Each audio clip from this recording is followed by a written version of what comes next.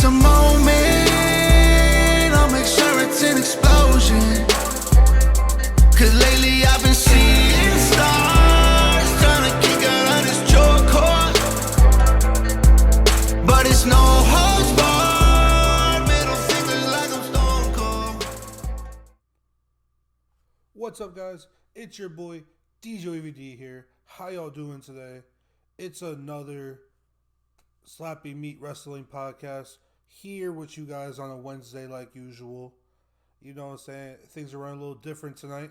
I'm running solo Dolo, but just so y'all don't miss his face when you guys watch the video version, I got We Too Deep's video, that little picture right here, so you guys can see his face while he is reacting to what I'm saying. You know what I'm saying? He couldn't be here tonight. He got some prior engagements, but he'll be back with you most likely with an episode later this week when he does his solo Dolo episode. And if worse comes to worse, he'll be here next week. I'll be here next week. And we'll stay carrying it like we usually do here at the Slapping Meat Wrestling Podcast. All right. So we got a decent show for y'all today. I did a little rundown myself. Usually We Too Deep got the ideas and I pitch some stuff in there. And I come in here and I say it look pretty and I get some takes. But today I had to come in here and write the script, so I got y'all today, all right? As always, we're going to start off with some Let's Get Cooking. Can't forget that staple of the show. It's how would I book out the remainder of the King and the Queen tournaments? Second, after that, we got, is Cody getting stale? Question mark. And then that's going to transition us into Cody versus Logan, title for title? Question mark. Next, we got a segment called Who is DJWAVYD hating and loving? Who am I Mick hating? Who am I Mick loving? Stay tuned for that. As always, we got your questions from the Discord. And I'm going to tease y'all with some Thirsty Thursday. We're not going to be able to get through all the way because, We Too Deep run the Thirsty Thursday. And I can't do it without him. But I'll give y'all a tease of what's to come for Thirsty Thursday. All right. This episode is not going to be as long as usual. He's got one guy. And, I like to feed off of people. I'm not the best solo going at it kind of guy. I'm pretty much freestyling right now. But let's get right into it. All right. Let's get cooking. How would I book out the remainder of the King and the Queen tournaments? First off, I got a bone to pick. I don't know if I'm just bad at searching stuff up. I don't know if I know where to search in the right spot. But why is it so hard to find a updated version of the brackets? I Google it. I'm like, King of the Ring updated bracket. I got all these links. I try to go Google Images. Ain't no images there. I go to WWE.com. WWE.com got all these links to all these articles. I'm like, bro, just put the bracket right there. The bracket should be front and center as soon as I search it up. You know what I'm saying? It shouldn't be that hard. Had to go to Twitter. Had to scroll down like at least 25 posts to find someone who uploaded the bracket. It wasn't even WWE. But shout to a couple people. Shout to on Twitter at Who Is Vindictive. All right, shout out to you for putting up the updated women's brackets. And then shout out to also on Twitter at _Denise Salcido. All right, shout out to you for putting the updated men's bracket. So I got them in front of me. Little bit of a ghost hunt or a witch hunt, however, you know what I'm saying. Trying to find Needle in the haystack out here on the internet, but we got them. So let's dive right in to the men's bracket. So for those of you who watched Monday Night Raw this past Monday, all right, we know that Gunther defeated Kofi in a pretty good match. It was pretty solid. Gunther could never have a bad match. Kofi, solid worker as well. I'm against a little bit of Kofi Kingston. Maybe today, maybe next podcast. But as far as Gunther and Kofi, they did their thing in the ring. Lowe Kaiser doing his thing. Xavier Woods wasn't there Yeah, I don't know why, but Xavier Woods didn't come to the ring with him. Maybe because Kofi wanted to do it on his own, but I don't know why. But so Gunther put on the show. Kofi, I believe, lost to Tap Out, if I can recall correctly. I believe he put Kofi in a full Boston Crab, and I think he put him into a half crab. And I think Kofi tapped. I think that's, yeah, I'm pretty sure he tapped out. So Gunther advanced to the semifinals, and then he was going to face the winner of Dragunov versus Jey Uso. Me personally, I know We Too Deep, he also had Dragunov win that match, but somehow the booking gods, Triple H, were not in our favor this time, and we did not get Dragunov. We got Jey Uso. Now, we're talking about Cody Rhodes getting stale. I know Jey Uso's not getting stale from an entertainment attraction standpoint, but his in-ring work is getting stale. It's a little overrated, I'm not going to hold you. Jey Uso is slacking a little bit when it comes to his in-ring work. Not that he doesn't know how to execute moves. He executes them fairly precise, fairly efficient. Is he a little bit sloppy? Yes. But he's not like dangerous sloppy. He's not going to hurt your opponent sloppy. It's just doesn't look the cleanest, doesn't look like the most technical. Say he's not a Daniel Bryan. He's not a Chad Gable. He's not a Kevin Owens where everything looks pretty. You know what I'm saying? Shoot, he's not even a Will Ospreay or an Adam Cole. You know what I'm saying? He's not a technical guy. He is a striker. His offense is definitely lacking a little bit. But now you got the Jey Uso versus Gunther rematch. For those of you guys who can recall, if we go back to when Jay was facing Gunther for the IC title, like a month or so. No, it was a little bit longer than that now. 2-3 months now, like during the build up to WrestleMania. I believe it was, in between Royal Rumble and WrestleMania when they're building up to Jay and Jimmy beef back up, the rivalry. Jay had Gunther on the ropes, and then Jimmy interfered, costing the match, so on and so forth. That match, from what I recall, was a good match, and they're putting on a banger of a match. So we should expect even more. Jey Uso, as far as his entrance and his energy and catchphrases and marketability, merchandise, Jey Uso is currently a top face. But there has been, little mumblings, little rumblings, little tumblings. Saying there's been a little word out there, from the IWC, and even from We Too Deep. He told me, saying in the Discord that he wouldn't be surprised if the fans start to turn on Jey Uso eventually. He thinks that his entrance and him as a character is getting too commercialized.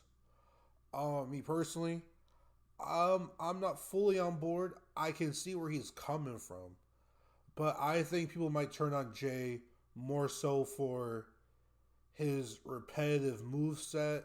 His matches are, his offense is pretty cookie cutter. He's literally 5-move oos or 2-move oos. The funny part is I actually put into the Discord earlier. I put down a list of moves that he should incorporate. They're not hard moves; they're pretty easy moves that I feel like he can easily incorporate into his offense. Moves such as the yeet plex. What I'm saying? It could be a superplex, could be a German suplex. You call it the yeet plex. You got the yeet drop, which is just a little leg drop. What I'm saying? He could do like the Hulk Hogan-esque leg drop. He could do a leg drop off the second rope, maybe. He can do leg drop off the top rope. I think more so off the middle rope, do a little leg drop. Or maybe like a leg drop on the apron called the yeet drop. He could do the running yeet dog, what I'm saying? Like a running bulldog variant, what I'm saying? He could do the side Usi leg sweep, what I'm saying? The side Russian leg sweep, but we call it the side Usi leg sweep. Let's see. There's just very simple moves that are very easy to do and very easy to incorporate into your offense, and I feel like it'll give his matches some more flavor and some more oomph and some more variety. That's another reason why I'm not fully on board with LA Knight anymore as far as his in ring work. I think LA Knight has a very awkward offense.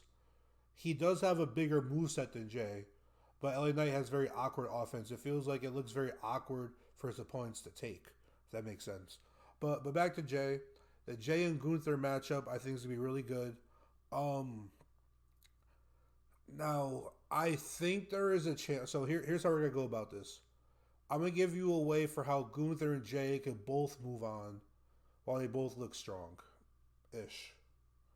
So I think you can easily put Gunther versus Jay, and you have a member of the bloodline cost Jay, but it might still be too early for that because the bloodline is still kind of putting together their new regime over on SmackDown, and they still have their own stuff to worry about. So maybe it's too early for the bloodline to interfere on the Raw side of things. Um, Jimmy can interfere, which I doubt. 'Cause I think they're gonna put Jay and Jimmy back together. Um, or Jay can just lose clean. Jay could lose clean in a grueling match to Gunther. I do think it's the smartest thing if Gunther wins. I think that's the smartest booking. And you put Gunther in the finals at King of the Ring, King and Queen of the Ring. One way you can have Jay beat Gunther is if Giovanni Vinci gets his get back. He comes out, he attacks Gunther, costs him the match. While the ref's not looking, or while the ref is dealing with Kaiser, Giovanni Vinci could come out, distract Gunther, cost him the match. Jay gets the win. Jay moves on. I definitely think King and Queen of the Ring is too big of a product, too big of a show to do Jay versus Tonga Loa at this point. Yeah, Tonga Loa, right? Yeah, Tonga Loa or Tonga. I think it's too early to put Jay against Tonga. Um, we'll get to the SmackDown side of the bracket in a moment. Um, but I can see a Gunther versus Randy, Gunther versus Carmelo Hayes, Gunther versus LA Knight. I do think Tonga is the least likely person to make it out of the SmackDown side of things. Um, but as far as booking is concerned for Raw, something inside me tells me that Giovanni Vinci is gonna cause Gunther a match on Raw. But I gotta go with my gut instinct, and my gut instinct is telling me he's gonna come out. I'll just say Gunther as far as like being correct and like getting correct predictions. But I really think there's a chance that Giovanni Vinci caused Gunther the match and Jay goes on to King of the Ring. That's what I gotta say about that.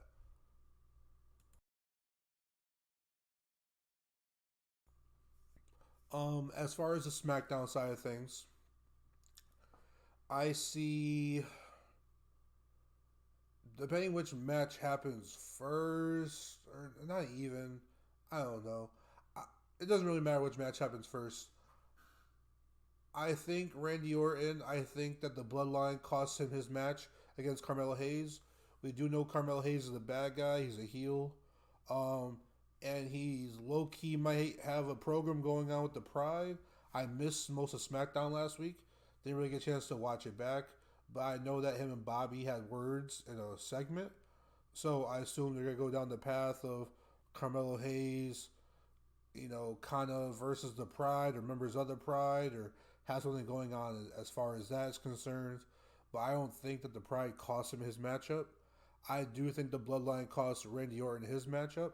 And I think Carmelo Hayes goes on to the semifinals of SmackDown. Now, here's what you get. You get Randy Orton interfering in Tonga's match in retaliation. And then you get LA Knight versus Carmelo Hayes in the semifinals for SmackDown. So now we got Gunther and Jay on one side, Carmelo Hayes and LA Knight on the other side, and then I think you do Gunther and Hayes. I mean, I know they're both kind of bad guys. They're both heels. Essentially, your matchup is either going to be which sucks. But it's gonna be Jey Uso versus Carmelo Hayes, or it's gonna be Gunther versus LA Knight. Now, what really matters is that do we think Triple H is gonna book for LA Knight? You know, he's a popular wrestler. Is he gonna try to get the LA Knight cheers out in Saudi? I have an idea for where I think LA Knight's going to go as far as Saudi is concerned. But I think that LA Knight loses to Carmelo Hayes. And I think our King of the Ring final, I'm just going to put it out there on the line right now, is Jey Uso versus Carmelo Hayes at King of the Ring. That is my final prediction. Jey Uso versus Carmelo Hayes. Lock it in. That's what we're doing right now. Bada bing, bada boom. All right, now for what I was, now that bracket's cooking, just to slightly touch on what I meant about LA Knight. I think it's possible we get a 6-man tag team match of Randy, KO, LA Knight versus the Bloodline. You know, saying the top faces of SmackDown versus the top heel group of SmackDown. And I think it works out perfectly. You know, you got Bloodline costing Orton his match. They injured Kevin Owens.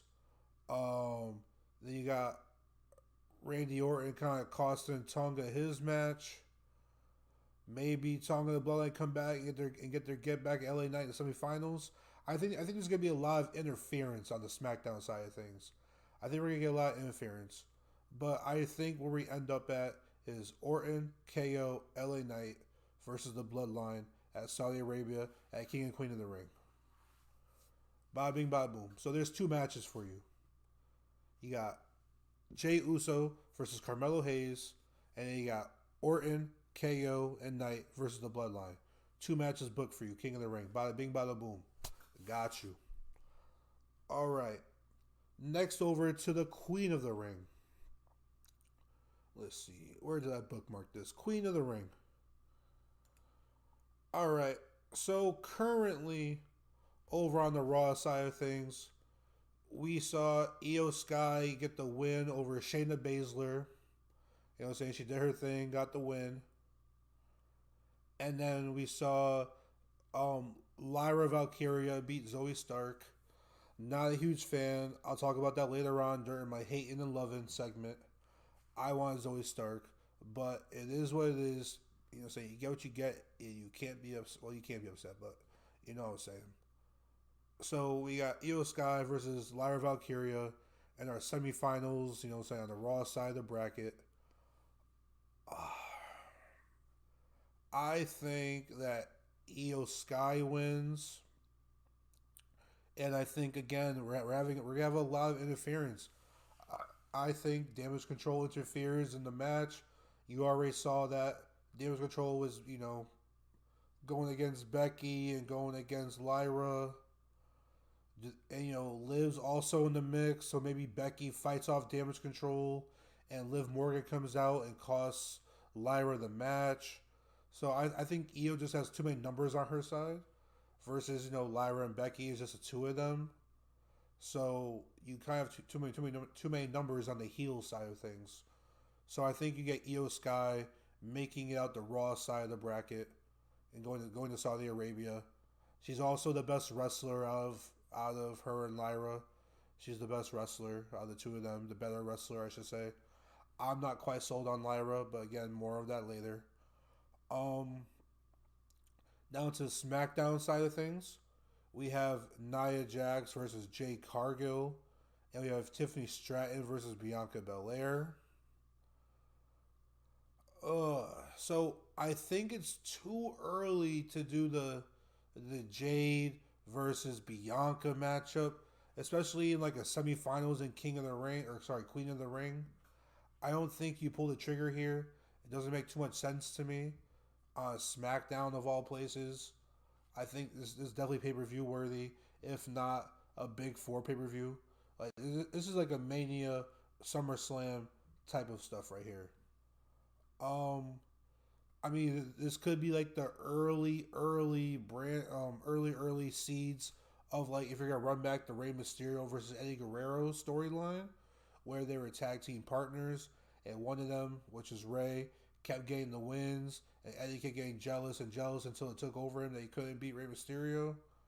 You could run something like that with Jay and Bianca, but I just think it's too soon in their tag team partnership to do that. So I do think we kind of get some women interference here as well. I know I'm the king of interference.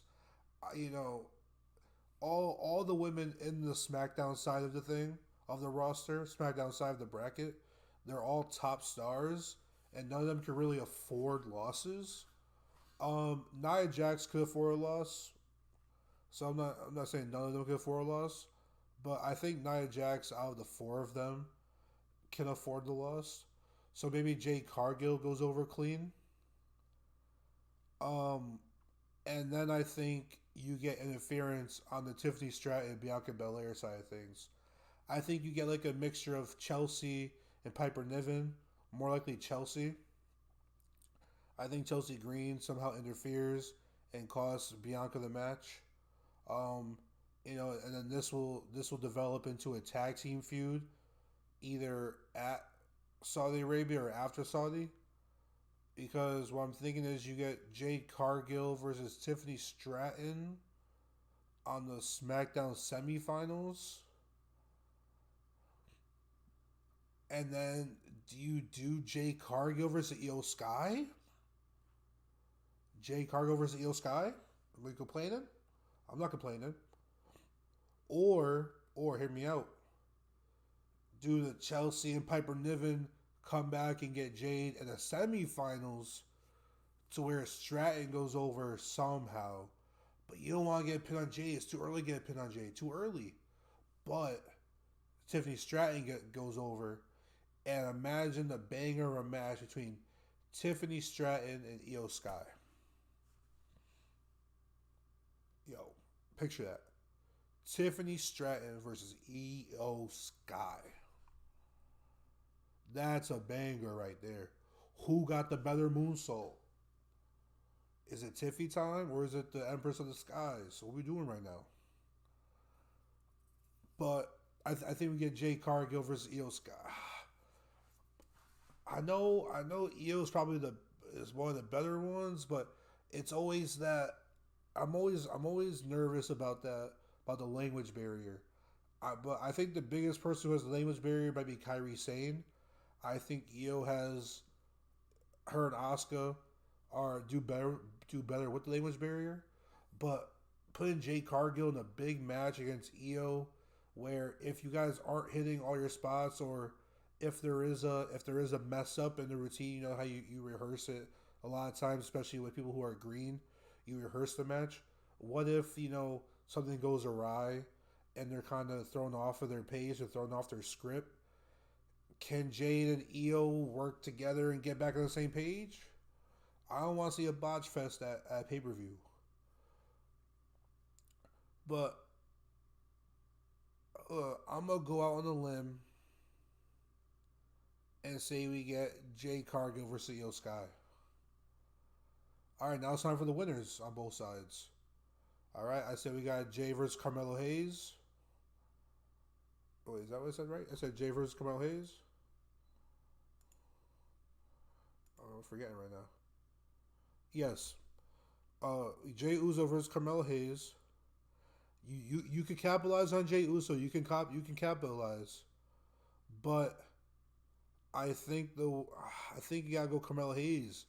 I think it fits his gimmick better. I mean, Jay Uso, like, he can sell the crown, like he can sell merchandise, but I think it goes better with kind of Carmelo Hayes' gimmick. You know what I'm saying? Like, he's him, and the King is him, and I think King of the Ring is kind of like a very like heel type of achievement. Like, you can give it to a face, but I think the heels run with it better. So I think you book a heel to win this. I think you get Carmelo Hayes. And then I think Jade Cargill gets Queen of the Ring. I think you can do that and give her a big win early on in her career. Have her and Bianca running SmackDown. All right.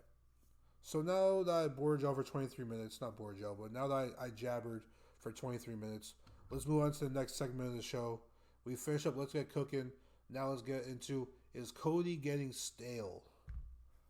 Now, I'm seeing it all throughout the IWC, on Twitter, on Facebook, Instagram, YouTube, Twitch streamers. I'm seeing it that a lot of y'all are saying Cody's getting stale.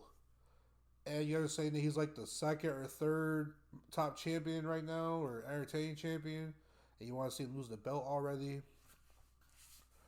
I think, the problem is that some wrestlers are better at chasing than being a champion. Is that Cody's situation? No, I don't think so yet. Cody chasing the title was an amazing story, and I think Cody's a great champion. I think he had a 5-star match according to Dave, even though we don't really fuck with Dave around here. Dave gave it a 5-star. I liked the match. I was a little tired during the pay-per-view itself just because, I went straight from waking up to watching the pay-per-view. So, I didn't get a lot of sleep. So I was slacking on the sleep that day. So I was dozing off a little bit in the middle of the match. But I went back and watched the match the next day. And I thoroughly enjoyed the match. It was really good work. It was really good. Cody versus AJ. I just think we gotta do a better job of booking Cody in stories that don't involve the bloodline. I think it'd be really interesting if we get like a Cody and Randy story. They have a lot of history together. If you get Cody and Randy next. But as far as Cody, Cody and Logan Paul. Let's rewind. So you book Cody versus AJ. Not too much, crazy story. It's just simple, like, Cody's a defending champion. He's a fighting champion. He's gonna take on all challengers. Cody say he's trying to be the most financially successful champion that WWE has ever had. I think it's gonna be really hard because say your competition is like Hulk Hogan, John Cena, Roman Reigns, especially John Cena. But he wants to be the financially most successful champion for WWE history. Take that as you will. Whether it means selling the most shirts, selling the most tickets, bringing the most money while you're champion. However you want to, push the buttons, calculate the totals. But Cody Rhodes, him and AJ, good program. It was what it was. They put on a good match in front of the European crowd. Him and Logan Paul, I think will be a good match. Logan Paul is already top half of the roster as far as like talent and athleticism. I like Logan Paul. I think he's a great talker in the ring for what his character is and for who he is and for how long he's been in the business. I think Logan Paul is like exceeding expectations. But I think to help Cody as far as his run as champion, you gotta book him in good programs. I don't think like the Seth Rollins like fighting champion, workhorse champion is gonna be good enough for fans when it comes to Cody. Also, when you're booking him in a story, booking him in a match, when are we gonna drop the Dusty thing? You know what I'm saying? You can only say Dusty so much, or connect him to Dusty, or bring up Dusty so many times. Where we know it's a big part of his character, big part of him, big part of his connection with the fans. But we gotta see Cody for Cody. All right, we don't want to just see Cody for Dusty or love Cody for Dusty. We want to love Cody for Cody. And so I think really put him into a story. I do think it's possible you might see some type of interference by the Wyatt Six at Saudi Arabia, just because when it comes to Cody versus Logan, what it sounds like is that both titles are on the line. So there's going to be some type of wacky non-finish, I think, because I don't see Cody being a double champion like that, unless you're looking to get rid of the U.S. title and combine it with the WWE title and give Cody some special gimmick title. I'm not a fan of that really. You can make him a double champion, but one second, I got a cough. One second, I'm gonna mute y'all.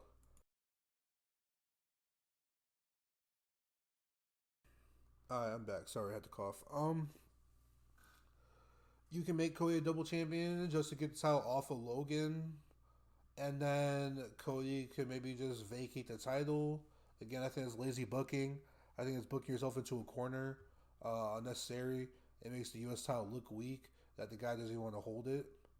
So I think we get some type of interference, whether it be bloodline shenanigans, Wyatt Six shenanigans, a return. I doubt it's a return. I think it's gonna be some type of bloodline or Wyatt Six shenanigans. That's what I think. We're gonna have a good match. At the end of the match, some tomfoolery is gonna happen. So that kind of covered both topics. Is Cody getting stale? No, you just got to put him in. You got to put him in good programs. Maybe with the Wyatt Six, they can explore Cody's past and get in Cody's head. Again, you're gonna bring up the ghost of Dusty and bring up Dusty, but whether they go after Logan or whether they go after Cody, I think it would be an interesting way on keeping Cody away from the bloodline and everything is by putting him with the Wyatt Six. Um, Again, I'll get to the Wyatt Six in my hate and 11 segment. Why I'm not the hugest fan of Cody getting involved with the Wyatt Six, but I see it as the logical possibility, just based off of you know the logistics around them having a double title holder at this point in time.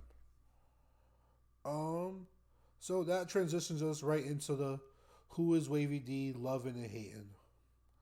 So I might be in the minority on this, but I am not a huge fan of the Wyatt Six and kind of what's going on here. I believe just let Bray Wyatt rest in peace. Let his ideas rest in peace. If you want, sell his merch, sell his DLC, put him in video games and use his likeness and, write his family a check, make sure his family's well off, and they're all set. But as far as like bringing back the Wyatt Six and Uncle Howdy and all of Bray's ideas, I just want to see it put to rest. I'm not a huge fan of it. I'm sure I can be booked into liking it. Like if Bo Dallas and Triple H and Creative, if they all do their thing and they make it a good, enjoyable program, I can be persuaded into liking it. I'm very open minded when it comes to the product. If you can book it well and you can tell a good story, I'm likely to get invested and I'll enjoy it for them. I'll enjoy it for what it is.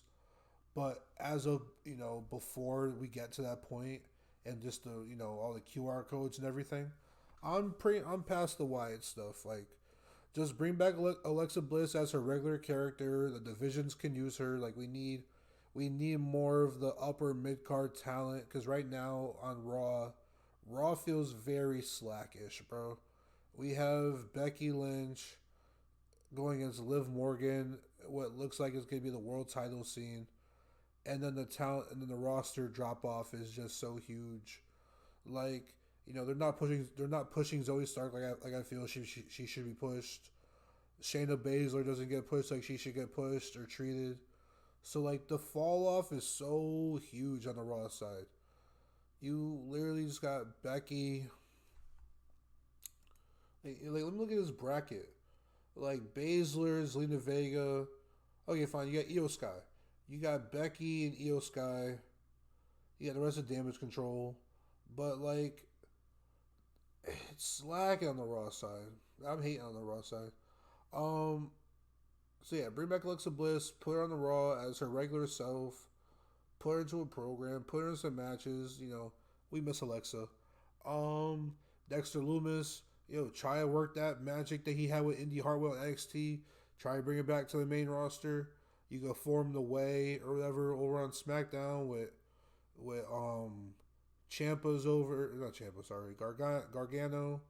You got Gargano over there. You got Austin Theory. You got Indy, Candice, like Dexter. Get them all together. Ciampa's there too.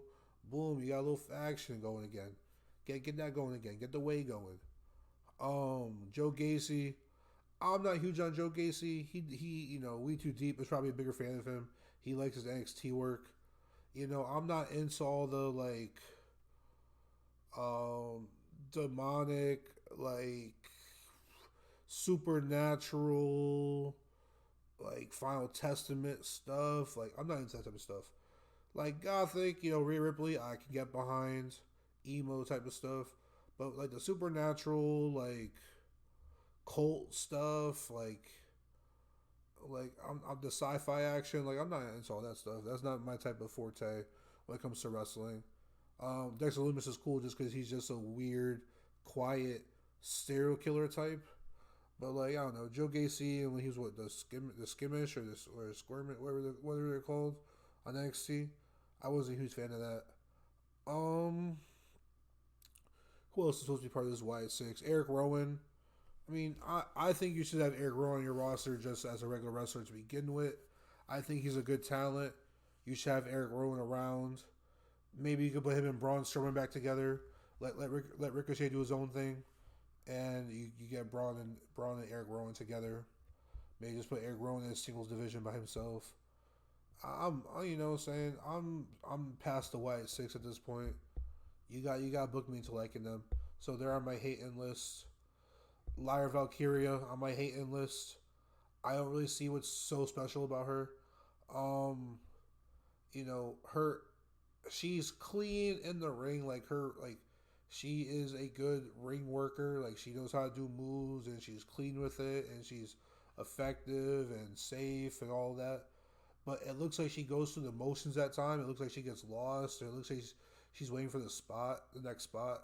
That's a big thing that's a big pet peeve of mine when it comes to wrestlers. And if I notice it on TV, if I notice you waiting for the next spot or trying to figure out what the next spot is, or when you're getting pinned and I can just see you clearly got the referee, you're not selling it.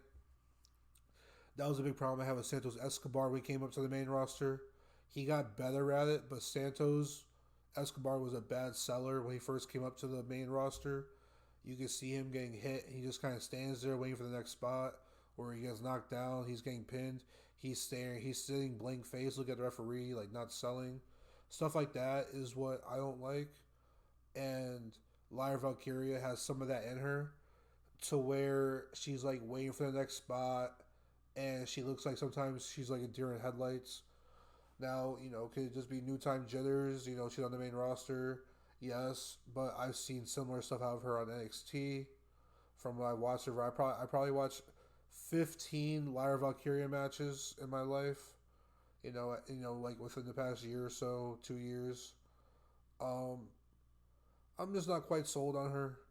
I mean, she walks around her I don't know, the way she stands and walks with her shoulders all up, but she doesn't look that jacked. I don't know. I'm just hating right now. Also, it seems like they're trying to push her as a Becky Lynch 2.0 with this whole kind of Irish thing and trying to give her the Becky rub. I'm not sold on Lyra yet, so can they sell me on her? Sure, I'm open-minded. I'm ready for you to convince me why she's really good, but I'm not sold on her or Blair Davenport. I feel like there should have been other female wrestlers who should have been called up ahead of them. Somebody like a Sol Ruka.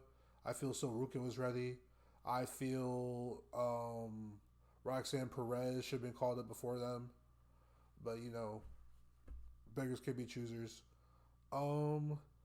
Let's see, what else am I hating on? I'm hating on Zoe Stark not getting pushed. I feel like she is really good in the ring. I feel like she has a good and entertaining offense. I feel like she sells really well. She has a great finisher. She's tough. She's not terrible on the mic. You saw her in the Becky and Trish storyline, so she knows how to play her role in a big storyline. She held her own amongst them, and she wasn't anybody's shadow. She was actually her own. I feel like her own person in that storyline. And I feel like we were getting ready to push her when she turned on Trish before Trish left. And we didn't go anywhere with it. So I'm hating on the lack of push for Zoe Stark. I feel like she can go with like the whole roster, whether it be Io Sky, Zelina Vega, Becky Lynch. I feel like she's credible against Rhea. When she had that match with Rhea, it was really good. Um, yeah, so I don't know. Maybe give her a secondary finisher for some people who can't sell the Z Flip 90 or whatever it's called. But I think Zoe Stark's a really good wrestler. I'm McLovin Zoe Stark. She's on my McLovin list. Um, I'm loving Chelsea Green, Piper Niven. I think they should be in line for the tag team titles. I put them in line against Bianca and Cargill. Of course they're not going to win it, but I think Chelsea and Piper are a fun tag team, fun characters. Chelsea Green's an amazing character. I make love in Chelsea Green. Um, Maybe you can even give Chelsea Green a new tag team partner. We Too Deep likes um Tatum Paxley or whatever her name is from NXT. Thinks the two of them should be together. Or no, who is it? JC Jane, the girl who got called up to Raw as well, I believe, or she got called up to SmackDown. I think it might have been SmackDown. I forget where JC Jane went because she hasn't been on TV yet. But let's see, McLovin, Braun Breaker. I'm saying? He's a dog. He got that dog in him. McLovin, Ilya Dragunov. Um, he's not the casual community isn't quite sold on Ilya. I think Ilya's a freaking monster and a beast. Um, he's intense. He sells everything. He has a wide move set. He's aggressive. It looks like he's in there like actually fighting for his life. So Ilya is on the McLovin list. Gotta show some love for Ilya. Um, let's see. I touched on Jey Uso, right? I think he needs more of a moveset. I'm hating on Jey Uso a little bit, just very slightly. I'm still very irritated when he comes to the ring. I like seeing Jey Uso. I think he's funny. Love his character. I just want to see more of a moveset to him. Oh, okay. So I touched on Kofi very early. I said to wait for it. As far as Kofi Kingston is concerned, I think that he and Xavier Woods is split. New Day has been very stale and treading water ever since Big E got hurt. Um, Xavier Woods is always getting hurt, leaving Kofi by himself. And I think that Final Testament should influence Kofi. They had that slight conversation between Cross and Kofi. I think that they should influence Kofi into turning his back on Woods, and I think we should get one more Kofi singles run before he retires. Kofi's in his 40s. He's not getting any younger. He's still agile as all hell. He's more agile than half the roster, but he's in his 40s. He's getting older. I want to see Kofi Kingston get one more singles run. Whether he gets I doubt he'll get the IC title or whatever. But whether he goes on a singles run for this next year, maybe goes to SmackDown, gets a U.S. title shot or something. Whatever the case may be. But I think it would be amazing a Cody versus Xavier feud. Just the emotion behind it, all the years these guys have been partners, the promo packages and the video packages that these guys will put together is going to be amazing. A1 storytelling. You get Big E in the middle of it, maybe. Maybe it's like a guest referee or in both guys' corners trying to mediate it, getting in the middle, and you got to pick a side or something. I think Cody Rhodes versus not Cody Rhodes, Kofi Kingston versus Xavier Woods would be a great feud, and I think that should definitely be explored. And I think we might be on the way towards that. Um, I'm McLovin a lot of characters on Raw. For those of you guys who don't know, Rey Mysterio is my all-time favorite wrestler of all time. Ever since I was a young lad, he was the first wrestler I knew of. I picked up a video game. I think it was SmackDown Shut Your Mouth or SmackDown Here Comes the Pain, one of the two games. And I went through the character selection list, and it was I would always pick him, the Hurricane, or Ultimo Dragon because they all had masks on. And Rey Mysterio, he was the first character I picked in my first ever wrestling game back when I was like 6 years old, and I used to buy his DVDs, his masks, his book. Went to autograph signings. Rey Mysterio is my all-time favorite wrestler. So Rey Mysterio, whenever he like retires, I might shed a little thug tear. I'm not gonna hold you. Rey Mysterio's at the top of the McLovin, the WAVYD McLovin list. Now, do I want to see Dominic Mysterio beat him in a mask versus hair mask match? Yes. Do I want to see Dominic beat Ray? Watch Ray get demasked on TV. It just I'm a story guy. I'm a moment guy. I love it. But yeah, when Rey Mysterio retires, I'm a shed a thug tear, and I'm gonna boo the hell out of Dominic even more. I can't wait for it. I think that's it for Wavy D's McHate and the McLovin segment. On to, let's see, the questions from the Discord. It'd be nice if I pulled up Discord. So 1 second while I pull up Discord. La di da di da di. We like to party. We don't cause trouble. We don't mess with nobody. In the comment section down below, in the comments in the Discord, let me know your favorite wrestling theme song currently. You know what I'm saying? Just know I believe.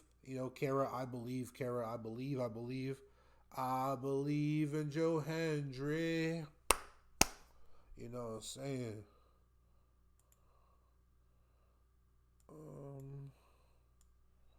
All right. So, questions from the Discord.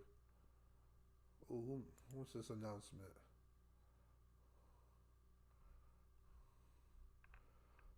All right.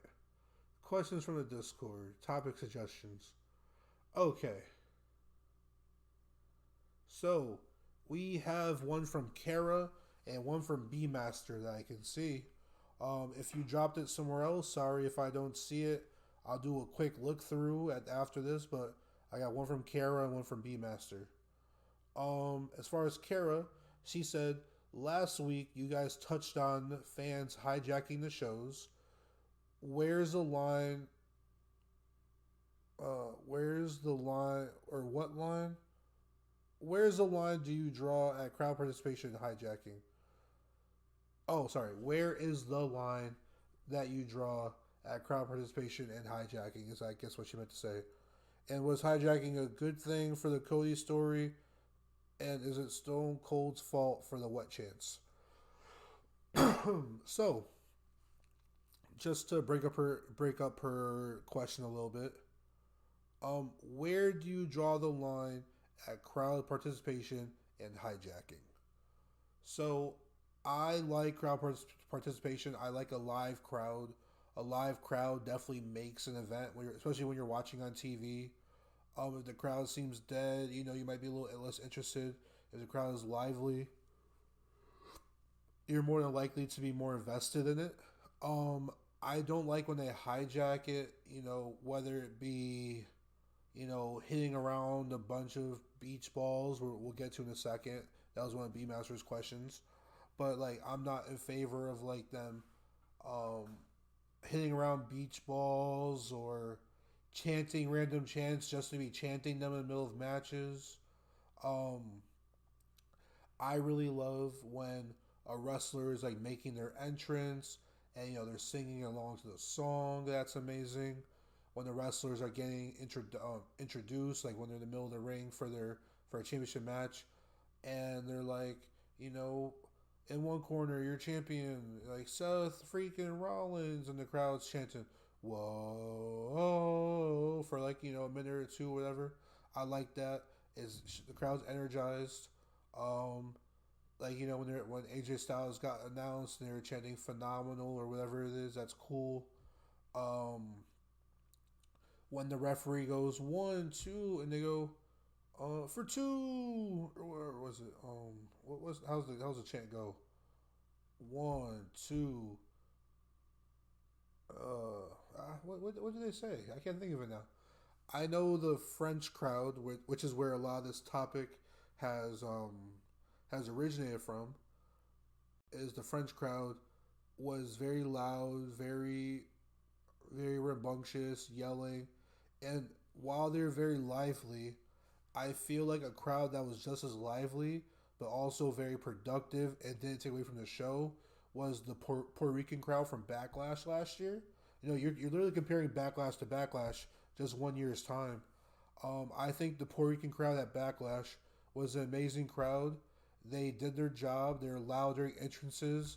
They were loud during entertaining moments of the match. They were chanting for their favorite wrestlers. They were chanting stuff, but like it never felt like it was being forced or unauthentic or anything.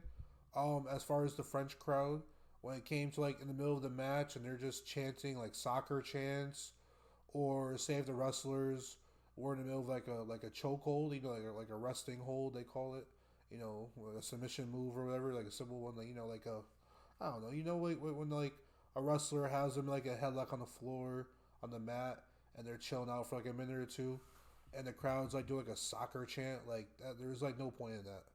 Um, Now when you start clapping it up and the wrestler feels your energy and they start hulking up in a sense, they break out of it. Yeah, that's your job as far as like being in the crowd.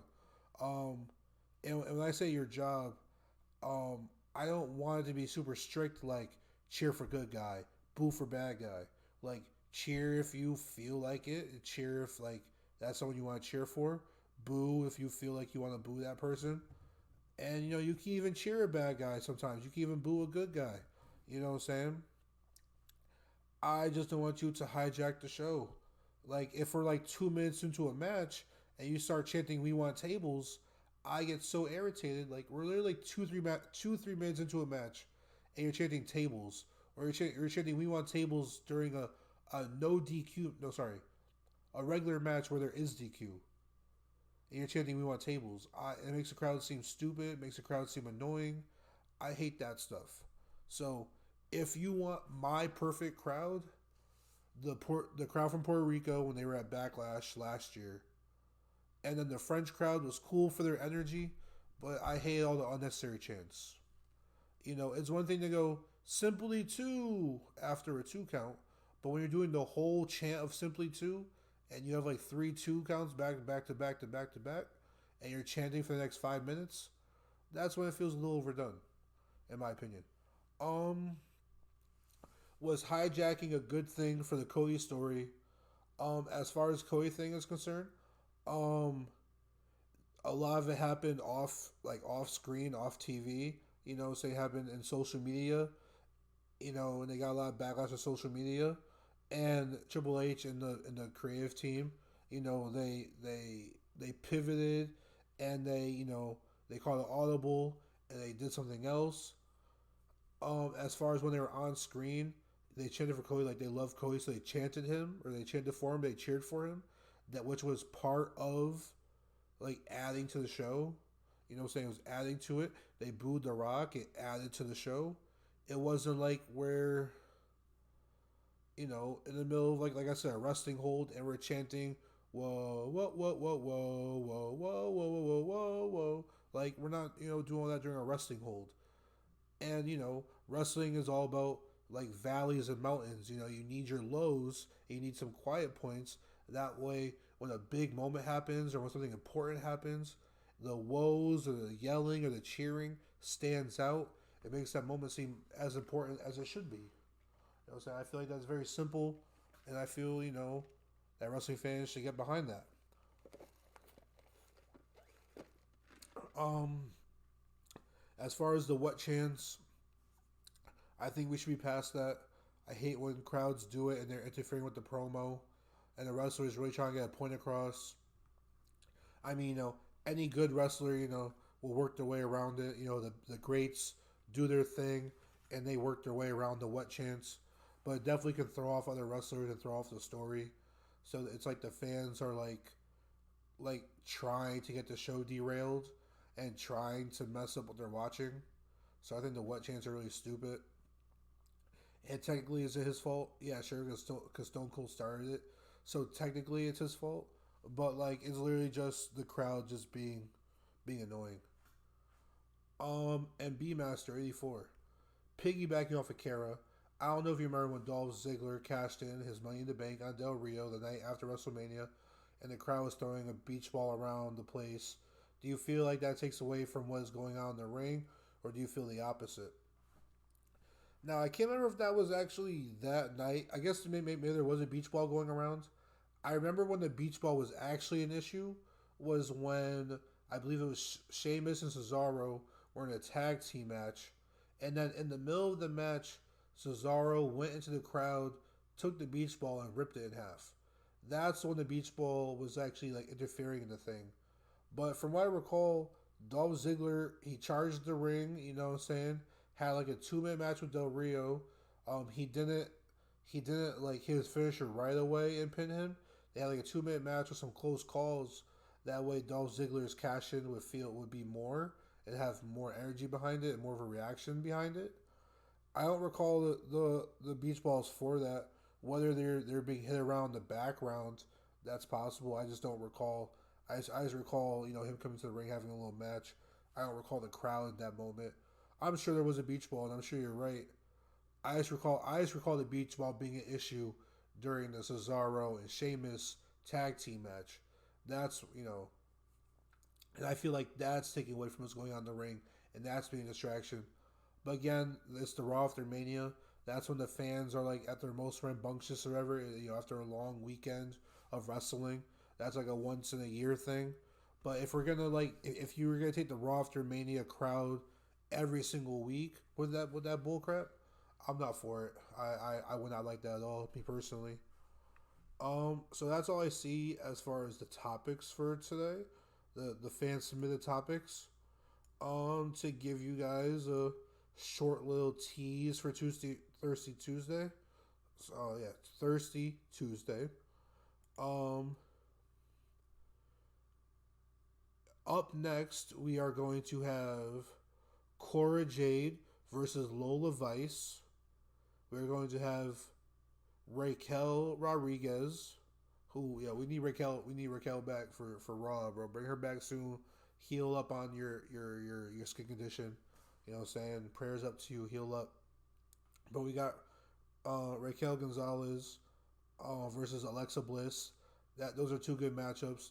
That Cora Jade and Lola Vice matchup is gonna be very decisive in the group chat. It's gonna be very divisive. So I'm gonna need y'all to vote up in that group chat in the Discord when we too deep drops those. We're gonna have Jasmine Nix, who I remember being pretty bad. You know what I'm saying? Versus Maxine Dupree in the next matchup, and we're gonna have Dakota Kai versus Ariana Grace in the next matchup. So our next matchup, couple matchups are gonna be some fierce competition. All right. So make sure y'all are tuning in for Thirsty Tuesdays. All right, it's gonna be a ride. I actually went on a decent amount than I thought I was gonna go. I went 56 minutes now, 57 minutes. Usually we give you like just over an hour.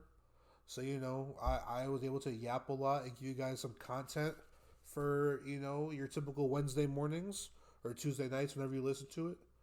So I hope you guys enjoyed this week of the Slapping Meat Wrestling Podcast, hosted by your boy DJWAVYD in the building. Again, shout out to We Too Deep. Couldn't be here today. Prior arrangements, prior engagements. I forgot what the word is, but you know what I'm saying. He got prior stuff he had to deal with. He'll be back with you probably with solo Dolo episode later on this week. If worse comes to worse, he'll be here next Tuesday with me. We're vibing. I'm gonna send the audio file over to him. He's gonna upload it. As always, he'll put the links to everything down below in the description. Make sure y'all join that Discord for the Junkyard Media Group Discord channel. Make sure you click the link to go to the junkyardmedia.com page. All right, We Too Deep, Cody, Junkyard James. Those guys put up a lot of blog posts and articles. I'm trying to write something myself. I'm not the best of writers. I know I told y'all last week I was gonna have one for y'all. I was slacking a little bit. A lot of stuff on my plate for school and work. I work out of school, so a lot of stuff going on there. Very busy week. but I'm going to try to get y'all an article pretty soon. I'm not going to promise you this week. I want to bring a promise again. I'm just going to try my hardest to get you one this week. But yes, join the Discord, Junkyard Media Group Discord. Join the Junkyard Media Group website. There's also going to be a link down below for the WWEshop.com. We are affiliates. We have a link. If you click it and order your stuff, get you some nice merch, get you a title belt. A small percentage of the proceeds go back into the channel, go back into the biz, so we can give y'all better content and get this ball rolling. Make sure you share us on your Facebook, share us on your Snapchat, share us on your Instagram, share us with your grandma, share us with your auntie, your uncle, your mama, your bestie, your best friend. Share this, take some clips from it, post it on TikTok, post it on IG, Instagram, you know what I'm saying? Tag me in it at DJWAVYD, pretty much on all platforms. IG, that you know what I'm saying, is the biggest platform. You know what I'm saying? Go follow me on Instagram at DJWAVYD. So see y'all next week as far as I'm concerned. Deuces, ooses. Brother, I'm going run a wild Hulk Hogan. If all I get's a moment, I'll make sure it's an explosion. Cause lately I've been seeing